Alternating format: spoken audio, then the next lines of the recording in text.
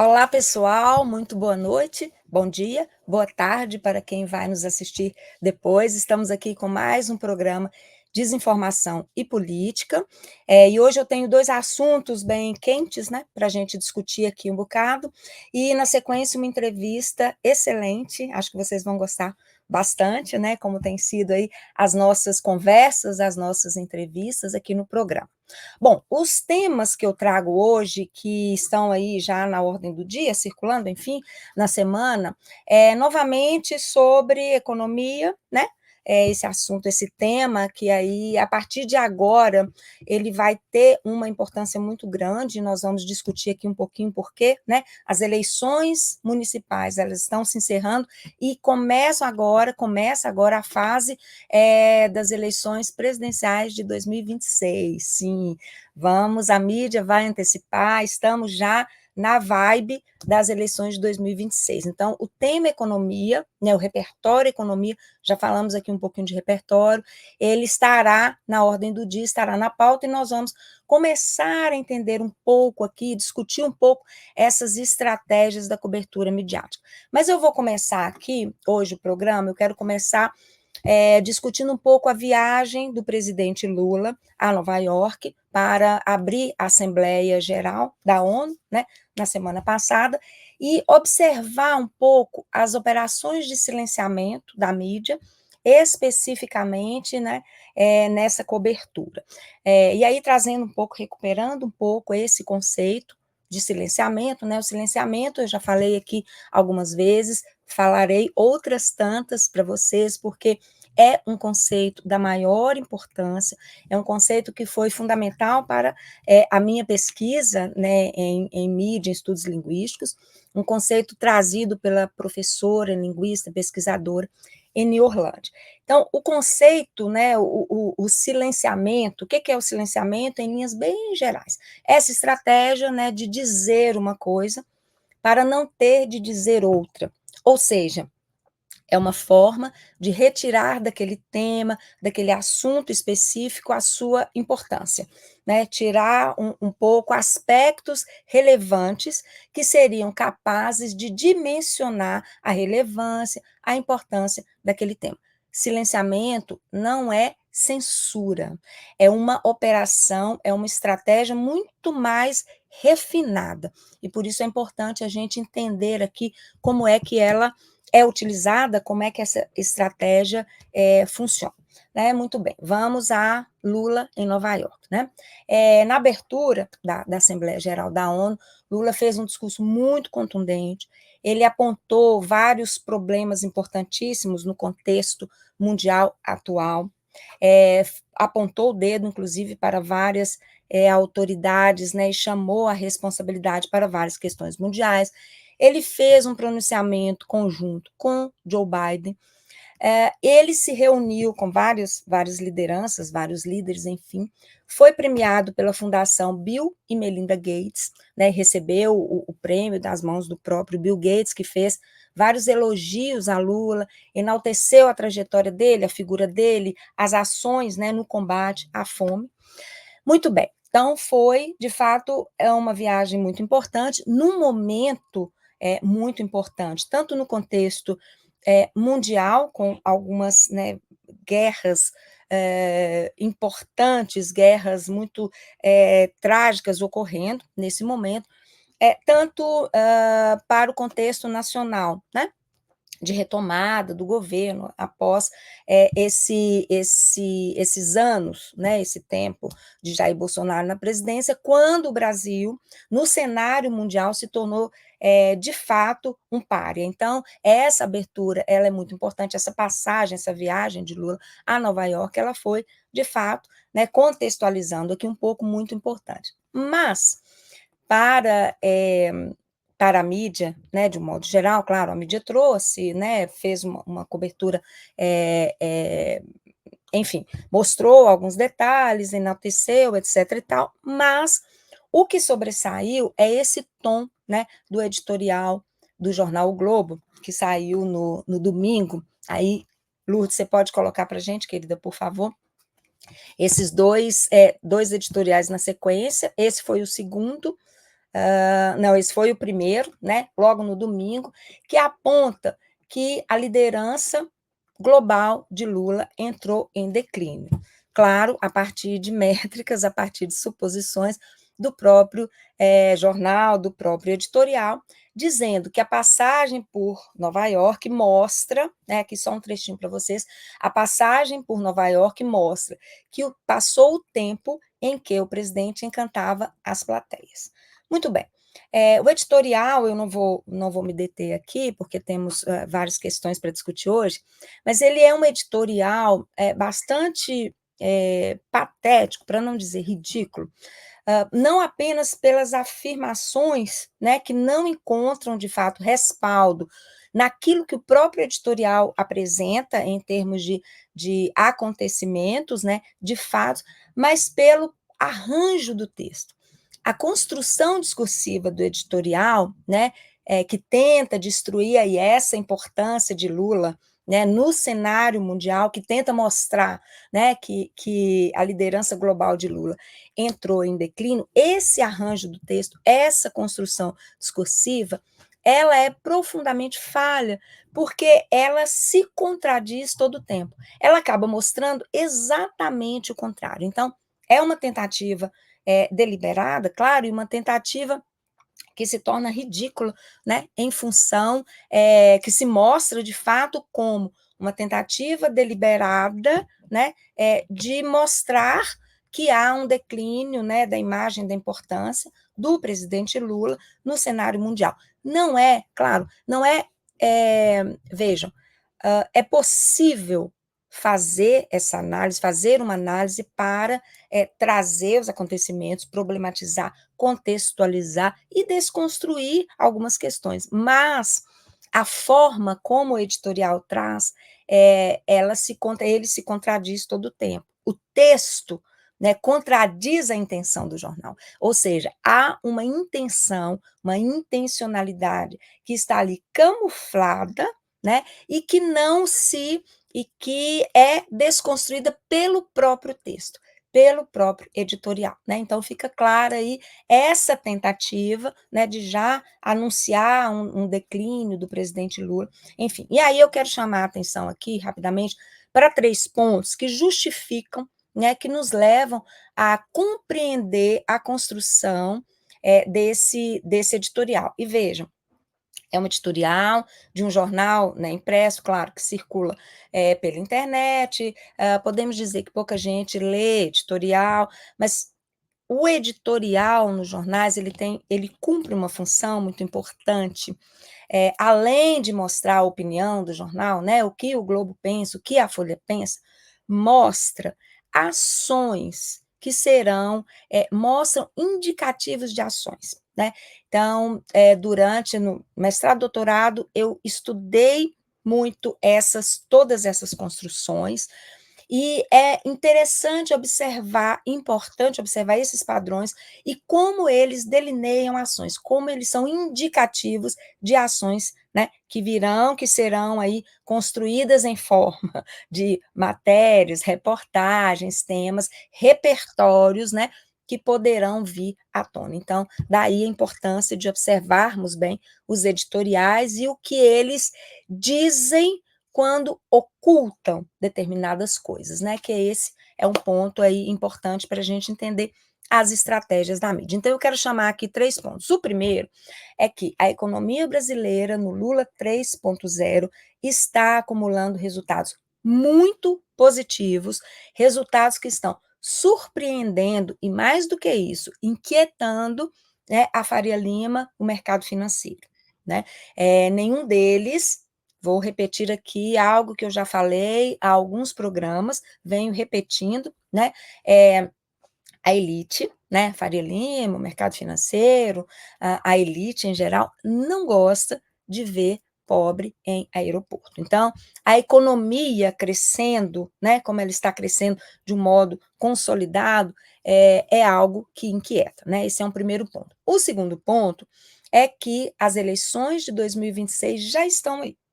Já a competição, a largada já foi dada, né, assim que acabarem as eleições municipais, porque há embates em algumas capitais, e aí é interessante também a gente observar, essa vai ser uma semana bastante interessante. Após o fechamento dessa edição, né, dessas eleições, nós já estamos nas eleições de 2022, né? E Lula, o presidente Lula, apesar de todos os urubus de plantão, ele está muito, muito competitivo para 2026. Então, a desconstrução de Lula como candidato, como nome forte, ela começa a partir de agora, né? E um terceiro ponto é que entre os dias 22 e 24 de outubro, vai ser realizada a cúpula dos BRICS, vai ser na Rússia, em Kazan, na Rússia, que vai reunir Brasil, China, Rússia, Índia e África do Sul para discutirem acordos e parcerias, né, o que é muito importante, com a presidenta Dilma Rousseff, a ex-presidenta Dilma Rousseff, que foi agraciada, né, com a medalha da amizade pelo governo chinês, pelo Xi Jinping, com a Dilma, presidenta do Banco dos BRICS, né? Então, é o Sul global se articulando muito fortemente, né? Com o Brasil aí ocupando postos muito importantes, ou seja, nenhum desses temas, né, desses três aspectos que eu trouxe aqui, nada disso interessa ao Deus mercado, né? E nem a parte da mídia que é sua representante. Tá? Então vamos aí ficar de olhos bem abertos a esse cenário, ao modo como a mídia vai se referir, fica aí um exercíciozinho para vocês, tá? Ao modo como a mídia vai se referir à cúpula dos BRICS. Vai ser algo interessante para observarmos. E aí, o segundo ponto que eu trago aqui é, de novo, a cobertura econômica e o viés da mídia na cobertura econômica. A economia é um tema muito importante, primeiro, porque nós não entendemos, nós, de um modo geral, não entendemos de economia, né? E a mídia reforça esse não entendimento. A mídia não explica algumas questões econômicas, algumas ocorrências ou acontecimentos econômicos, como deveria e como poderia explicar. Porque há jornalistas econômicos muito bons que entendem, né, do assunto, poderiam explicar ao invés de apenas criar, né, de ocultar determinados aspectos e criar mais confusão do que uma compreensão possível, né? Então, a economia é um ponto muito importante para a gente observar. E aí, nessa semana, o desemprego, né? A queda do desemprego no Brasil bate um novo recorde, a taxa de desemprego está em 6,6%, né? A menor para o mês de agosto, né? Desde a série histórica, né? E o número de pessoas ocupadas também bateu recorde, né? E aí, qual a manchete que nós deveríamos ver, ouvir, ler, enfim. Desemprego cai no Brasil e número de pessoas ocupadas é recorde no país, mas nós não estamos vendo essas manchetes, né? Ao contrário, o que nós vimos, né, em profusão foram manchetes desse tipo aí. Desemprego cai para 6,6% em agosto, mas população ocupada bate novo recorde no país. Eu trouxe essa manchete, eu achei interessantíssima, né? Porque, e eu estudei o uso do mas nas manchetes de jornal, na economia, né, nas manchetes positivas de economia, de política econômica, sempre tinham essa adversativa para criar uma confusão aí, para diminuir, né, diminuir o impacto, né, da primeira notícia ou do primeiro enunciado. E eu achei interessantíssimo porque essa manchete com o mas ela já estava pronta, porque ali, inclusive, né, essa construção, inclusive, é um erro, porque não se justifica, né, essa construção, mas ela certamente já estava ali no imaginário, já estava pronta, pensada, né? Como é que nós vamos fazer para alterar a percepção das pessoas em relação a essas duas notícias tão positivas, né? O que a gente pode fazer? E aí, enfim, criaram é uma grande confusão, né. Aí, a próxima, Lutz, por favor.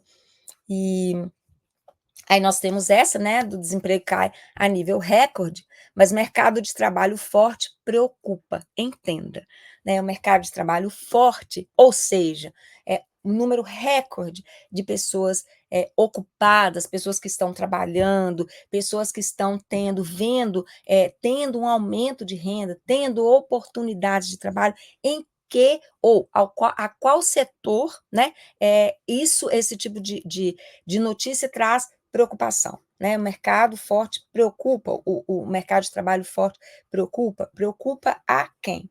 Né? Então, são essas duas manchetes aí, essa discussão, né, breve sobre a economia que eu queria trazer para vocês. E aí, na deixa, né, dessas manchetes, dessa discussão sobre economia, eu chamo, então, o nosso convidado de hoje, né, que é o querido professor Adail Sobral, né, que se tornou um grande amigo, um grande companheiro, parceiro de trabalho.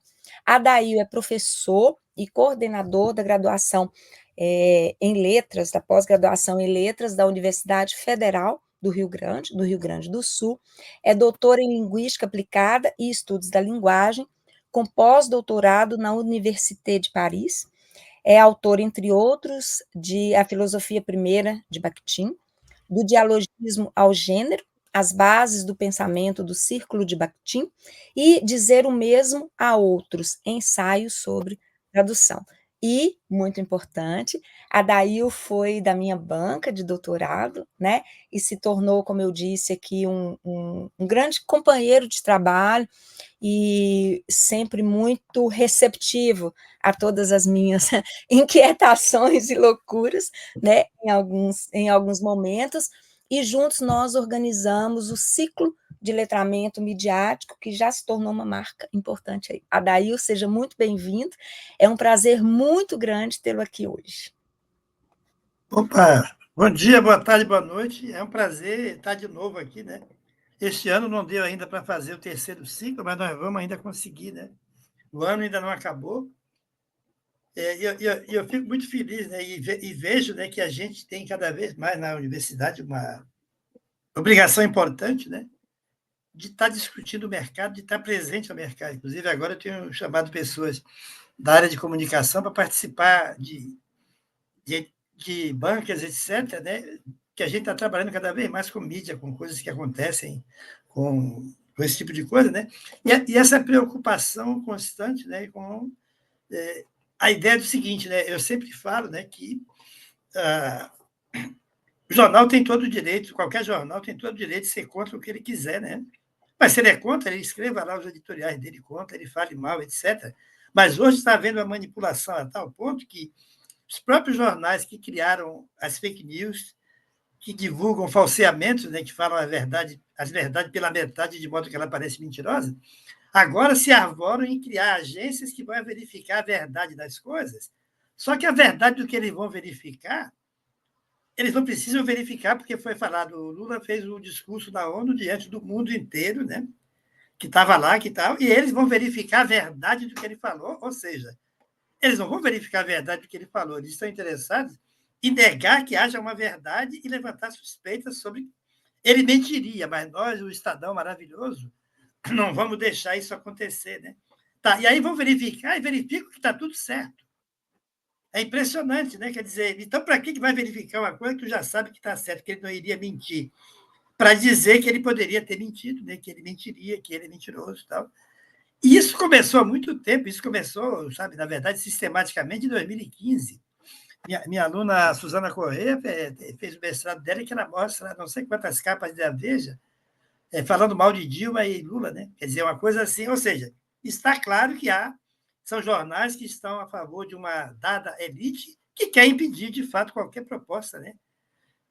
Que vão sempre ver na ideia de uma política social, que é semelhante à dos países escandinavos, pena que com muito mais gente para atender e com muito menos recursos, eles acham isso uma coisa ruim, né? Porque o país é um país que se criou uma ideia perversa de que alguns têm direito, outros não, e não basta eu ter, eu preciso que o outro não tenha. Quer dizer, há um trabalho sistemático nesse sentido. Né? Então, é engraçado. Aí eles vão lá, checamos o discurso de Lula na Assembleia Geral da ONU, veja o resultado. Presidente, né? Assim, presidente citou dados de várias coisas. Tá? O Estadão verifica, núcleo de secagem do Estadão analisou a veracidade das declarações. Eles não falam a verdade para não ser processados. Velocidade. Aí adiante eles vão modalizar de novo, eles vão dizer, não, nós só verificamos números, ou seja, opinião a gente não avalia, né? Ou seja, eles pensam que o leitor é bobo, né? A opinião nós não vamos avaliar. Ora, no momento que tu vai lá, verifica se de fato morreram 40 mil pessoas na faixa de Gaza, ninguém ia mentir, ninguém ia chegar lá e dizer, foi 80 e eu resolvi que foi 80. Mas tu fala, a verdade está lá, né? Mas no momento que eles fazem esse levantamento, eles dizem, o presidente poderia ter mentido lá. Né? E só nós sabemos disso, o mundo inteiro não percebe nada, mas o Estadão percebe. É impressionante, é uma coisa assim, né, que quem se arvora a avaliar a veracidade do que o outro diz é superior a esse outro, é dono da verdade, ou seja, de novo, volta o jornal a entender, a mídia volta a se entender como um local em que presta informações objetivas. Né? Nós damos informações objetivas, é assim. O presidente falou a verdade, tá. Qual foi o outro presidente que foi lá falar que alguém foi verificar a veracidade? Ninguém, né? Nunca houve. Agora tem outra, essa é muito mais difícil de explicar. Havia, Adail, se você me permite, vou interromper Não, só um pouco. deve. Porque você estava falando, né, dessa questão de verificação e tal, e além desse aspecto que você levanta, Sim. da questão, né, do Estadão se arvorar, olha, o Estadão explica para você, o Estadão, que aliás é uma coisa interessante, né, dos jornais de São Paulo. Uhum. É claro que a imprensa como um todo tem isso, saiba mais, veja, mas é essa questão do nós explicamos a vocês, né? Nós, a Folha tem isso claramente, Sim, entenda, a também. Folha explica, o Estadão explica, né? Então, para além disso, né, de se colocar neste lugar de quem de quem tem a prerrogativa de investigar o que o outro diz, né? Para mostrar a veracidade ou não, acho que há uma questão aí que é essa comparação implícita, porque essa verificação, né, ou essa rebater o discurso, né, dos presidentes da ONU começa com Bolsonaro, porque foi uma vergonha o primeiro discurso dele, né, na abertura da Assembleia Geral Sim. da ONU, foi uma vergonha, ele falou uma série de mentiras. Então, quando o Estadão faz isso, ele coloca também, né, o presidente Lula no mesmo patamar de necessidade de verificação de Bolsonaro. Quer dizer, de novo, traz implicitamente aquela ideia, né, de uma falsa equivalência entre os dois, né, que isso é uma coisa aí bem a escolha difícil, né, do Estadão. É uma coisa que o Estadão coloca sempre, enfim, que a imprensa paulista particularmente coloca. Né? E aí eu vou emendar aqui uma pergunta para você, né? A gente conversou bastante, já há bastante tempo, a gente mantém um diálogo aí pelas redes sociais, até que houve, né, o encontro em Rio Grande. Você participou da minha banca e desde então a gente mantém as nossas conversas. E eu, de fato, admiro muito você por abrir também essa possibilidade de interface, né, dos estudos, ou seja, dos estudos da linguagem com a comunicação, que são coisas, apesar de já haver muitos avanços importantes, acho que são ainda campos que estão um pouco desconectados, né? Eu queria que você Sim, comentasse mas a importância disso, olha dessa só, interface. não, a linguagem é a conspiração de tudo, né? O que tem linguagem, eu acho que tem que estar unido de qualquer maneira. É preciso de toda maneira unir, porque não existe linguagem como sistema abstrato em algum lugar. Né? E linguagem é uma coisa do exercício diário. Né? Esse tipo de trabalho de leitura crítica, a gente começa na graduação e vai até o doutorado. A gente está sempre trabalhando, né, no sentido de desenvolver, né, essa coisa. Sim, a gente ficou o nome lá, letramento, etc., mas se a gente for pensar, Na verdade, é uma espécie de arcabouço de análise, né, que a gente recorre a qualquer teoria necessária, né? Não importa qual é a teoria, a gente pode usar Mengenot, Charrodot, Orlandi, Bakhtin, não importa. O que importa é a ideia de trabalhar a linguagem no exercício dela, né? A linguagem como constitutiva do sujeito, e sujeito pode ser um jornal, né? Pode ser uma mídia. A questão da identidade está ali, né? Eu acho que tem que trabalhar em termos da identidade, que é como eu digo, eu não estou dizendo que eu estou a favor desse ou daquele governo, posso até estar, mas a minha análise não incide nesse sentido, ela incide no seguinte, tá, há um presidente mentiroso? Não. Se não há, então não tem que levantar dúvidas sobre nada do que ele diz. Tá, tu é contra? Pode ser contra. Mas tu vê, isso começou há muito tempo, sabe? Isso começou há muito tempo, eu me lembro, o próprio Estadão, uma vez, ele publicou numa página, né, numa página interna do jornal, duas manchetes juntas com fotos. Olha as duas manchetes, com dois presidentes. Né? Lula recebeu quase 4 milhões da Odebrecht de SPF. A outra manchete, junto, na mesma página, com foto e tal. Empreiteira doou 975 mil a Instituto FHC, Fernando Henrique Cardoso, Instituto, aponta laudo. Agora veja, olha, empreiteira, qualquer empreiteira, doou, tá, X valor específico, né? Tá, X valor, 975 mil. A quem? Ao Instituto FHC, não ao presidente, ex-presidente FHC. Aponta laudo. Laudo é uma coisa indefinida. Laudo de quem, onde, como, né? Então, tudo aqui é negável. A primeira, não. Lula, o presidente, não foi o Instituto Lula, recebeu. É o contrário, a empreiteira doou, né? Então, o coitado do Instituto FHC, ele foi paciente. Lula não foi agente. Quase 4 milhões, quase aqui, quase significa que pode ser mais, ou seja, quase é para sugerir que poderia não ser, não é que ele não sabe. É para sugerir mesmo que pode ser mais e que ele não saberia. Recebeu de quem? Da Odebrecht, não foi de uma empreiteira qualquer. Da Odebrecht diz que Polícia Federal, agora tu vê, a Polícia Federal é uma autoridade, laudo é negável. Então, isso é uma construção necessária para. Né? Porque a questão é: se os dois presidentes receberam, ou os dois são culpados, ou os dois são inocentes. Mas aqui está dizendo que um é inocente e o outro é culpado. E esse é o problema. Esse tipo de construção, para mim, é ilegítima. A imprensa não pode fazer isso. Ela pode dizer, eu sou contra o Lula. Tal. E aí vem essas coisas. O país não pode crescer mais de 3% porque tem risco de inflação. Sim, teoricamente, em princípio, pela coisa, sempre houve isso. Mas quando outros governos cresceram alguma coisa, ninguém falou nada disso. Se o país continuar crescendo 3%, vai ter dificuldade com a inflação. Ou seja, eles estão propondo o quê? Que não tenha, né? Ó, o ex-diretor do BC, vamos lá buscar um ex-diretor. O PIB avançou tanto, vê desempenho acima da capacidade da economia brasileira. Isso é uma mentira, essa é a parte mentirosa. Nada está acima da capacidade da economia, porque uma economia, segundo esse padrão que eles usam aí, de continuar crescendo, vai crescer. Se ela não está no padrão, quando ela crescer, ela vai aumentar, ela cresceria indefinidamente. A gente pode até discordar que seja verdade, né? Economicamente, que alguma coisa possa crescer sem parar. Né? Mas todo mundo sabia, em outros momentos também, que poderia haver isso. Por que especificamente com isso?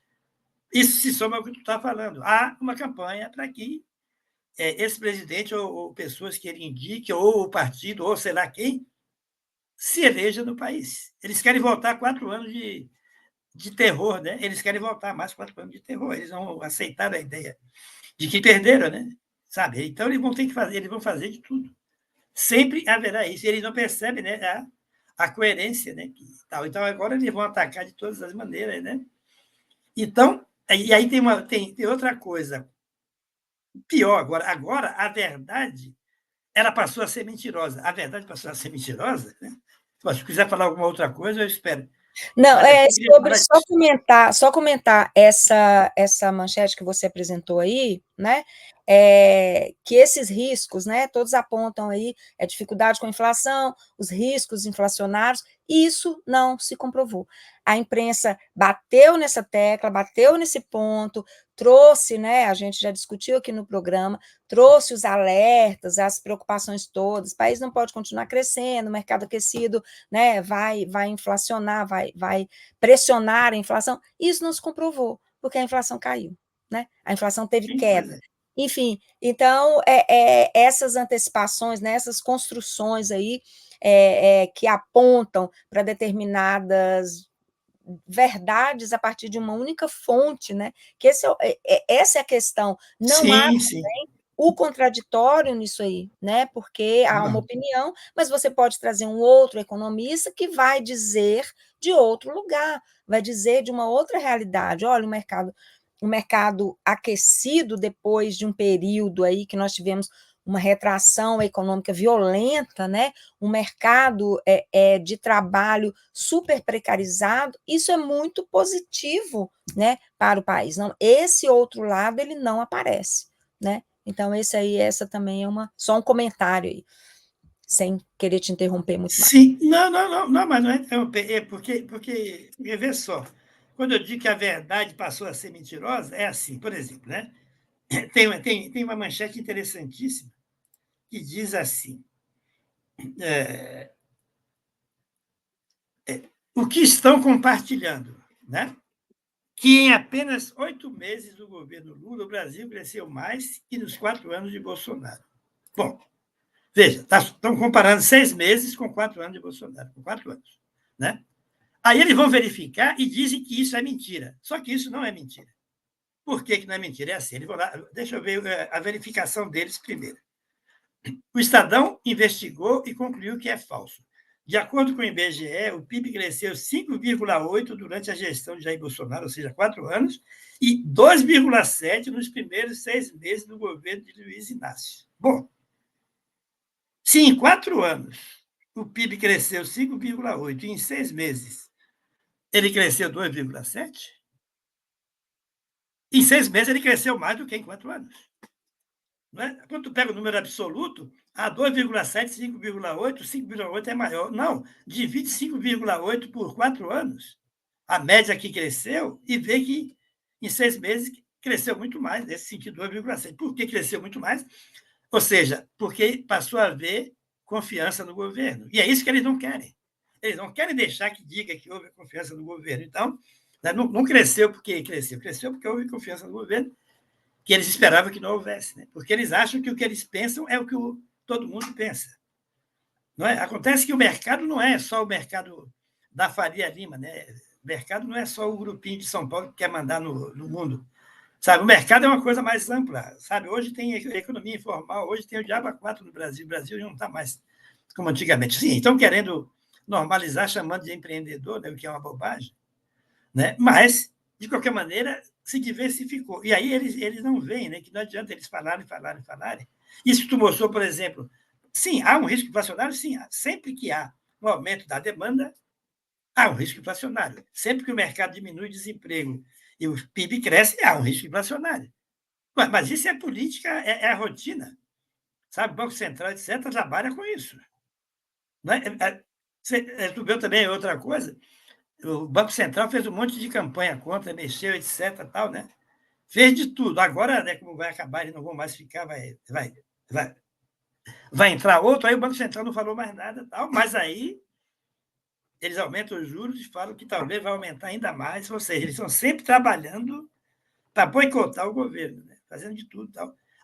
Outra temática era dizer que bateu o recorde de recolhimento de impostos. Ou seja, pega o número absoluto, não o número de pessoas que. Né? É aquela história, quando tu fala 5,8 em 4 anos e 2,7 em 6 meses, em termos de proporcionalidade, 6 meses cresceu muito mais do que 4 anos, 20 papo.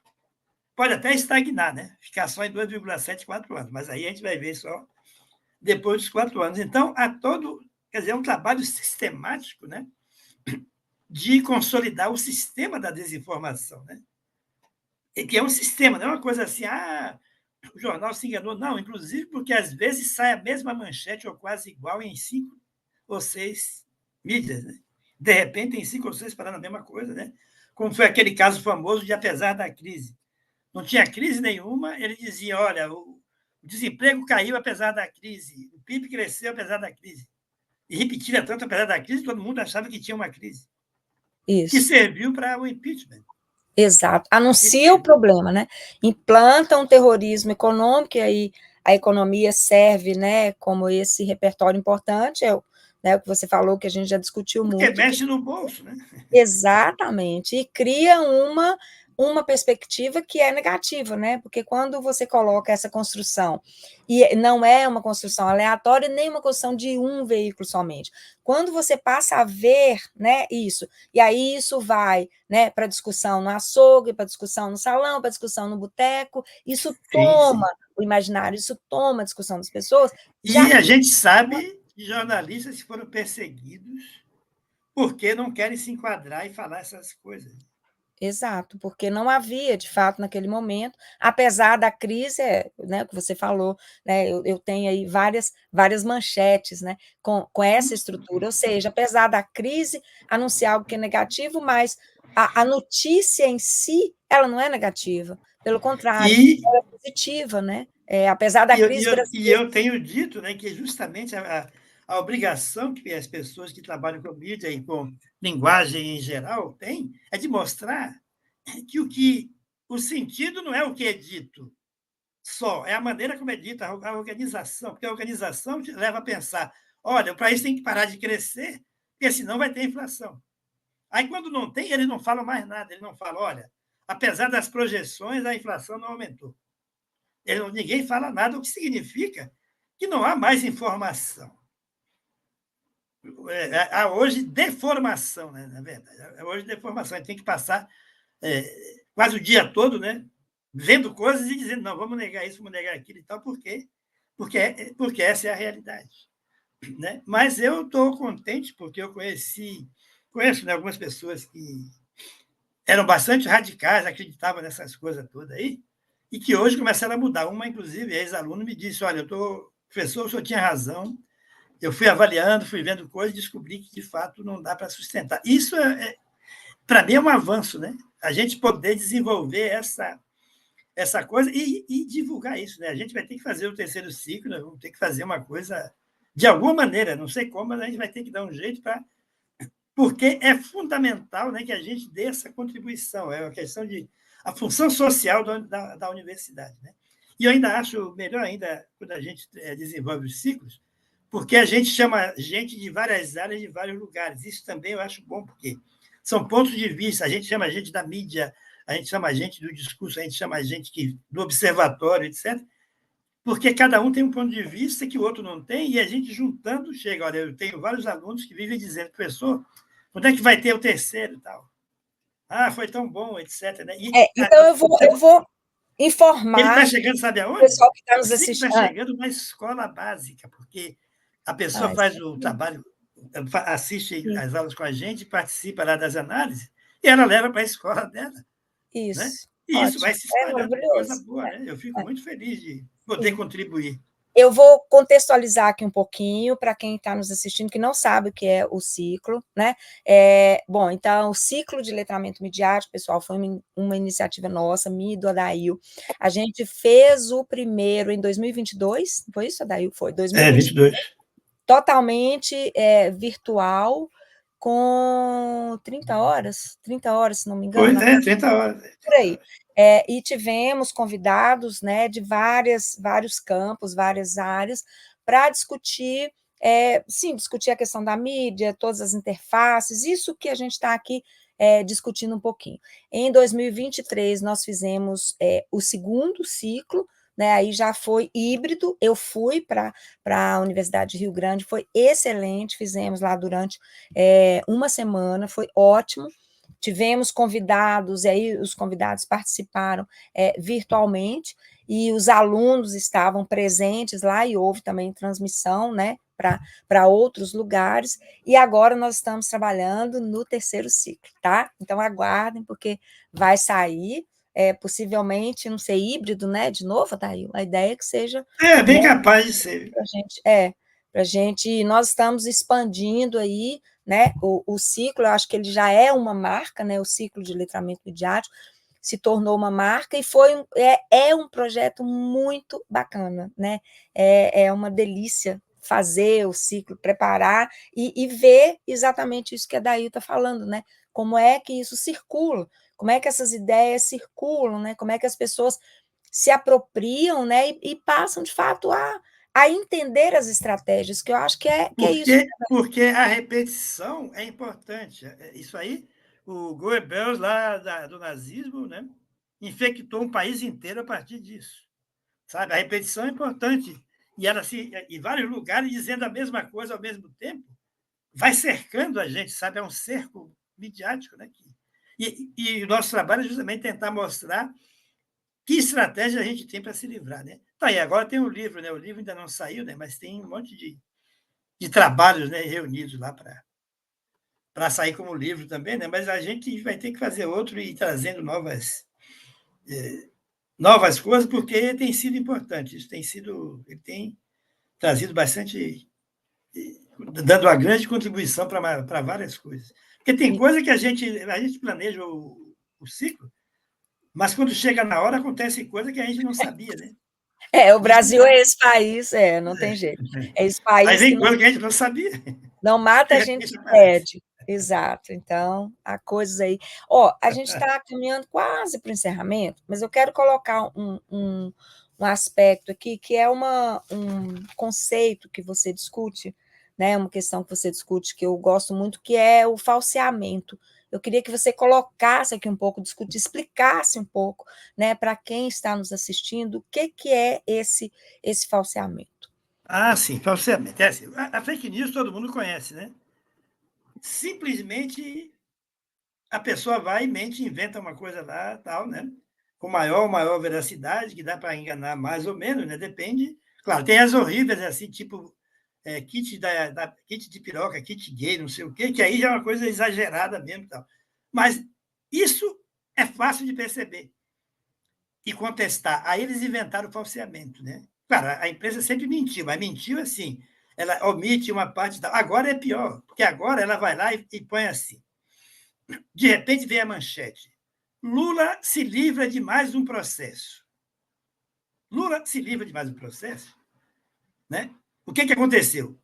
Anularam um processo que estava lá contra Lula. Então, em vez de dizer o tribunal tal, o STF, sei lá quem, é, anulou o processo por falta de prova, por não existência, etc., por prescrição tal e tal, fala Lula se livra de mais um processo. Se livrar significa que houve alguma coisa errada. Sabe? E aí vi gente comentando, sim, os amiguinhos os amiguinhos dele do STF livraram ele do processo. Isso é o falseamento. Porque ninguém livrou ninguém de processo. O processo foi anulado, não tinha base, foi recusado. Enfim, houve alguma coisa que anulou o processo de alguma maneira. Claro, sempre vai ficar a dúvida se ele é inocente ou culpado, porque nunca foi julgado, né? Já que anularam tudo que inventaram coisa e provar nunca provou, mas isso ele sabe. Vai ficar a eterna dúvida que ele não foi inocentado, sabe? Anularam o processo. Mas aí falam, se livra de mais um. Mas isso falam para não é só para eles, falam para todos os inimigos, né? O falseamento é a história de falar as coisas pela metade. Né? É a verdade dita de uma maneira tão deturpada que parece outra coisa. Né? Então, é mais ou menos isso. Discurso, por exemplo, quer ver outro falseamento? Discurso de Lula na ONU falou, levantou fatos verdadeiros. Tá, e por que alguém precisa dizer que levantou fato verdadeiro se nenhum presidente vai na ONU mentir? Sim, tem um lá que chegou lá maluco, né? A O não ser Bozo chegou lá Bolsonaro. maluco. Exato. Sim, aí é outra história, mas o Lula, que já está acostumado ao terceiro mandato, respeitado internacionalmente, etc., chamado para todas as mesas de tudo, etc. Por que tu fala isso? Que é para dizer, sugerir que ele poderia. Né, tal. Houve uma época também que foi bebida. Lembra que ele brigou até com um jornalista que foi contratado aí para ficar falando bobagem, que ele estava bêbado, vivia bêbado, sei lá, alguma coisa. Cada vez inventam alguma coisa, né? Então, o falseamento é uma coisa terrível, né? Porque ela tá ele está possivelmente nas manchetes hoje, em que se fala uma coisa, né? Isso que eu estava falando agora assim, Lula recebeu não sei quanto da empreiteira. Lula recebeu não sei quanto da empreiteira, já tá culpado. Tem outro que fala assim, há 3.000 provas contra Lula em 83 processos. Não é? Há 83, não sei quantas mil provas contra Lula em 83 processos. Não é nada disso. Significa o seguinte: considerando os processos, há um levantamento de dados, né, que chega a tanto. Ninguém disse que era prova.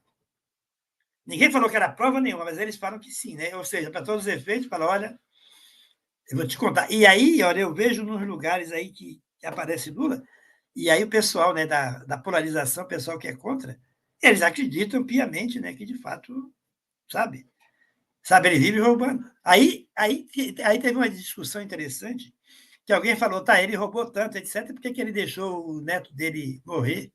Ah, não, era só para disfarçar, ou seja, o cara está dizendo que ele deixaria o neto dele morrer para disfarçar os trilhões que ele roubou, de verdade, né?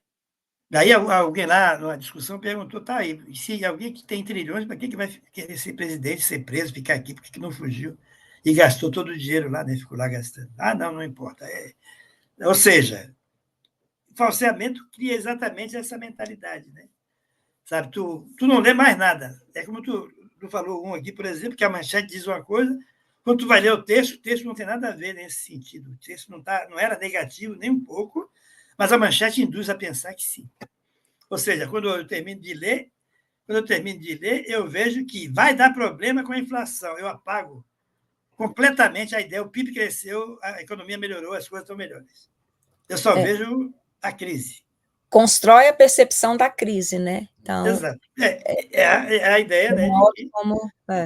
Como se entrega como faz essa inferência, como se constrói esse sentido, o modo como se diz ali daquele assunto, Exato. daquele que é E a positivo. mídia está especializada, né, em criar manchetes específicas para se livrar de processo, que ela não está dizendo nada, ela só sugere. Né? Já alguém foi lá dizer, mas como assim Lula se livra? Ah, não, mas livra é uma palavra coloquial só para dizer, ele se livrou, né? Sabe? A gente fala isso na rua. Mas peraí, por que um Estadão, né, um jornal sério, não sei o quê, ia usar esse tipo de linguagem se ele não quisesse estar dizendo alguma coisa? Então, isso é falseamento. Quando eu digo que se livra, né, eu estou dizendo, não, que, olha, ele deu um jeito, ou seja, o tribunal não presta, e ele também não, ele é culpado e o tribunal é amiguinho dele, né, e está inocentando, está livrando ele do processo, livrando. É um absurdo. Não, a Haddad aconteceu igual, sabe? A Haddad, na época da eleição, acusaram o Haddad de usar fake news, que era mentira, ele nunca usou. E mas isso ficou rolando anos. Aí, um 2 anos atrás, voltaram a falar, e aí saiu de novo isso, né, que o Haddad se livrou de tal processo, se livrou de tal processo. Sempre vai haver essa sugestão.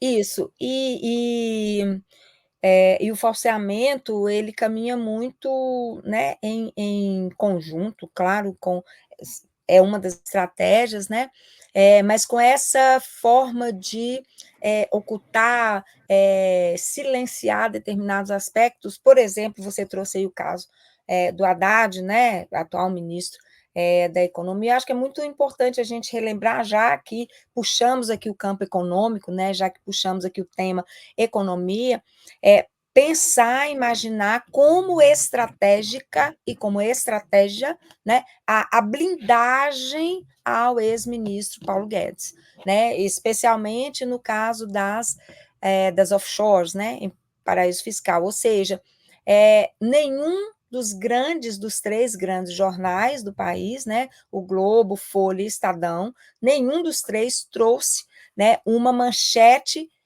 destacada sobre o tema. O Globo nem trouxe chamada na capa, né, quando apareceu o tema das offshores, ou seja, que o ministro da Economia, que mexe, né, com o câmbio, mexe, enfim, com a flutuação do dólar e tal, é responsável pela política econômica, né, tinha offshore em paraíso fiscal. Ou seja, ele podia tomar medidas para benefício próprio. Isso não saiu contextualizado dessa forma em lugar nenhum. Pelo contrário, Sim, buscaram defender. Defender, exatamente. Buscaram defender, dizendo, não, mas pode, enfim, né? E eu me lembro que em 2 aulas que eu dei me questionaram isso, mas qual é o problema? Ele pode ter, eu falei, como ministro da Economia, não. Legalmente ele pode, mas eticamente ele não pode, né? Então, acho que cria, né, essa percepção, né? Ao blindar determinados... Então, mas isso é outra coisa que eu abordei, né, no artigo e tal, na verdade saiu num livro também, que é assim, a ideia de que vamos demonizar os inimigos e vamos endeusar os amigos, sabe?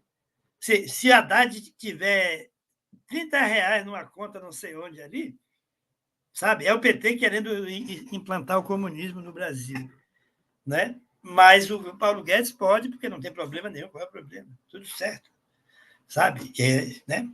Inclusive a pessoa que fala uma coisa maravilhosa, né? O ministro da Economia, né? Que tem tanto de economia, que disse que, olha, pobre não tem dinheiro porque gasta, sabe?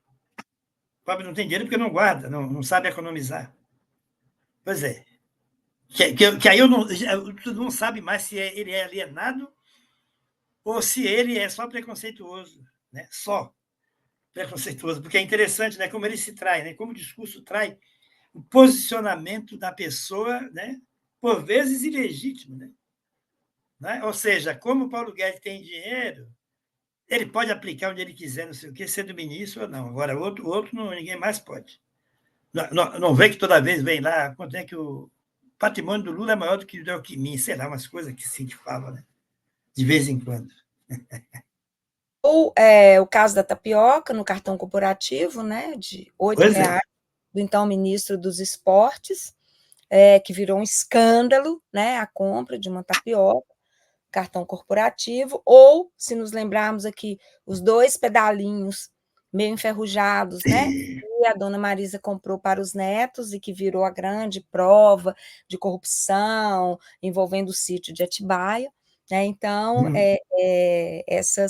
esses pontos aí, né, que eu acho que eles precisam ser vistos, devem ser vistos em conjunto, né? Porque quando a gente menciona um exemplo aqui, um exemplo, não, a gente precisa Não, não, ver não. para entender o discurso, né? É isso que você Isso é traz. sistemático, isso não é Exato. um exemplo isolado. Se a gente for pegar todo dia exemplo, a gente não vai fazer mais nada na vida, porque está cheio. É um sistema, tem um objetivo específico, sabe? Pretende, de fato, manter a estrutura escravocrata do Brasil. E é claro que vai atacar a universidade, é claro que agora estão fazendo um monte de coisa contra a universidade, é claro que farão, né? Porque ela incomoda, sabe? Cada vez que fala que vão atacar, eu falo, então a gente está fazendo alguma coisa boa, né? Porque no dia que eles ficarem a favor, eu vou começar a ter medo, sabe? Né? No dia que esse pessoal ficar a favor, eu vou ter medo. Mas, por enquanto, tá bom, eles estão contra, tá? Estão Mas olha, contra a eu queria nossa que você balbúrdia. comentasse, pois eu queria que você comentasse aqui um pouquinho aquilo que você falou, né, nos bastidores, estávamos aí nas conversas de bastidor, né, sobre essa questão da universidade, eu achei bastante interessante. Ah, sim. As Então, pessoas agora, né, então queria exato. puxar esse gancho. Houve época em que eles poderiam criar essa ideia da universidade como uma coisa negativa, porque a universidade não estava alcançando uma parcela muito grande da população. Era basicamente certa elite e um ou outro assim que não era da elite e tal. Hoje, não, depois do ProUni, disso, daquilo, houve uma ampliação enorme. As universidades hoje também têm programa de auxílio a estudante na graduação e na pós, etc. Hoje, grande parte dos pobres sabe que ele tem alguma condição de chegar à universidade. Então, não pode ver como negativa uma coisa que vai favorecê-lo, né? A gente lá, por exemplo, na FURG nós temos trabalho com quilombola, com indígena, com pobre de um tipo, pobre de outro, tem programa disso, daquilo, sabe? Programa de não sei quantos tipos de auxílio, de coisa. A gente tem uma presença constante da comunidade, a comunidade vai até nós, a gente vai até ela.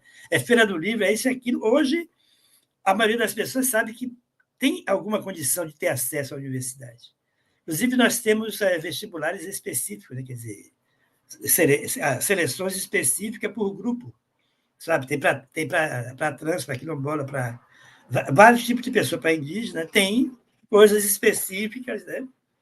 Justamente para permitir o acesso, né? E os auxílios internos. Claro que, em algum momento, houve muitos problemas no Rio Grande do Sul, né? E a gente está mais complicado agora do que antes, né? Porque tem que repor todas as coisas, depois de toda a tragédia que houve aqui, mas ainda assim a gente consegue. A metade dos meus alunos da pós foram atingidos pela enchente de alguma maneira. Metade, quer dizer, bastante gente. Né? Mas aí está lá fazendo o que pode, arruma uma bolsa para um, uma bolsa para outro, auxílio daqui e dali. Hoje a universidade virou uma coisa que é mais acessível, então ela não é mais excludente para se ver. A universidade não quer que a gente esteja lá, não, a universidade quer que todo mundo esteja, né? A gente espera que vá. Mesmo alguma que se diga elitista, ou que alguém diga que é elitista, hoje ela não pode mais se dar o luxo de ser, porque a coisa mudou, né? Porque o vento virou, né? Está caminhando em outra direção e nós temos que acolher, e é ótimo que isso aconteça. Então, a gente tem, de fato, uma presença constante hoje. Nós temos bolsa de graduação de vários tipos, de iniciação científica, de iniciação tecnológica, etc., de monitoria. Nós temos uma série de recursos hoje, né? Inclusive, a gente recebe gente da América Latina e da África, né? Então, quer dizer, nós temos uma presença internacional. As universidades brasileiras têm uma ligação com a ONU, com vários tipos de programas, né, da ONU em vários lugares do mundo. Né? E a gente recebe, etc. Inclusive, há até a possibilidade de dar aula, por exemplo, dar aula em espanhol, né? Sabe, e transmitir para outras universidades. Hoje a universidade cresceu muito. Hoje ela não tem mais uma torre de marfim, sabe? Hoje eles já dizem assim, mas olha, que bom que aqui a gente é recebido assim. Porque, claro, a expectativa não era essa, né? Mas hoje a gente recebe, hoje há um acolhimento, né? Porque justamente essa ideia, né, de que é preciso criar as condições para que o país vá melhorando. Né? A universidade tem uma função fundamental. Ela já foi um local de elitismo, um local para criar coisas, né? E teve a sua época. Depois ela passou por uma época de transição com o ProUni, né? Começou a abrir, ter mais e mais cursos, mais possibilidades, entrou mais gente, etc. A universidade cresceu muito nos últimos anos, né? Tanto de alunos como de docentes e tal. E aí hoje ela chegou um momento em que, se há uma coisa fundamental para ela, é a inserção comunitária, o impacto comunitário, porque ela é a universidade da comunidade. É o que eu digo, né? A Universidade Federal do Rio Grande não é só do Rio Grande porque ela é federal, mas ela é bastante do Rio Grande porque ela está no Rio Grande. Né? E hoje a gente recebe gente do Brasil inteiro. Né? Na verdade, houve uma ampliação, a depender da oferta do que se quer. Pessoa de São Paulo pode vir estudar. Eu tive aluno na engenharia que ele veio de São Paulo estudar aqui na FURG, né? Inclusive ele até incorporou hábitos, tal, passou a usar chimarrão, né? Às vezes era ele mesmo que fazia o chimarrão e não os gaúchos. Era interessante, ele incorporou. E tem gente daqui que está indo para outro estado. Tal. É bem O interessante. chimarrão eu não experimentei, não. O chimarrão foi muito para mim durante. A gente esqueceu, a gente durante podia ter feito um pratinho. Tem um mais diluído aí que serve, né? Mas o bom é aquele. Né? Eu também uso, mas não é uma coisa assim. Nunca foi um hábito demais, porque eu sou viciado em café. Meu problema é a concorrência. Sabe, eu acordo e tenho que tomar café. Você é movido a café, né? Tá certo. Sou movido a café. Pois é. Olha, infelizmente estamos caminhando aí para o encerramento, né, do programa. Foi uma conversa excelente. Temos aí uma janela para vários temas, para explorar várias coisas. E fica aqui, né, o anúncio de que vamos colocar, né, o terceiro ciclo aí em cena. Sim. E seja você como for, ele vai acontecer. Ele vai acontecer, claro. Já é uma marca, né? Já é um compromisso nosso. Ele tem que é um ano Eu agradeço desafiador. muito a oportunidade de vir aqui de novo renovar essa conversa, né? Porque é bastante necessário. Inclusive, eu vou usar o programa justamente para divulgar a ideia do terceiro ciclo. Né? Sim. Eu vou divulgar bastante para todo mundo ver e dizer, olha o que nós queremos fazer, né? Vamos ter que fazer de novo. Enfim. Isso, ótimo. Nós vamos dar um jeito. Vamos sim, porque é importante e foi muito bom, né? Eu acho que ele tem uma saída muito boa, né? Tem uma Sim. saída, uma entrada, né? Digamos assim. Sim.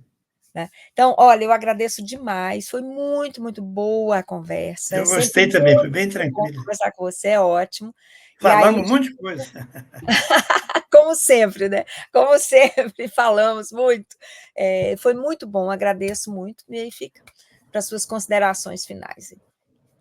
Não, mas eu acho que há uma necessidade fundamental agora, né, já que começou agora a campanha para o presidencial, para daqui a 2 anos, né, já começou. Começou antes, mas agora vai se intensificar.